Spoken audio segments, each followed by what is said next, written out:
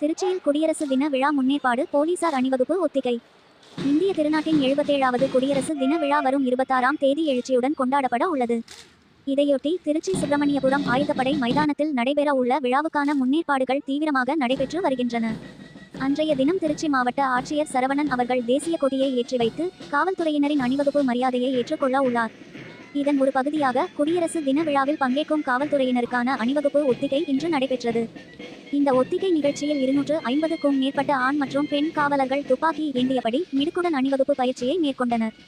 மேலும் உயரதிகாரிகள் மற்றும் மாவட்ட ஆட்சியருக்கு மரியாதை செலுத்தும் வகையிலும் தேசிய கொடிக்கான பாடல் இசைக்கப்படும் போது துப்பாக்கியை தோளில் ஏந்தி மரியாதை செலுத்தும் பயிற்சியையும் காவலர்கள் மேற்கொண்டனர். அதனைத் தொடர்ந்து கம்பீரமான மற்றும் ஒழுங்கான அணிவகுப்பை வெளிப்படுத்தும் வகையில் ஒத்திகைகள் நடைபெற்றன. இதனைத் தவிர குடியரசு தின விழாவையொட்டி பள்ளி மற்றும் கல்லூரி மாணவ, மாணவிகளின் கலை நிகழ்ச்சிகளும் நடைபெற உள்ளன.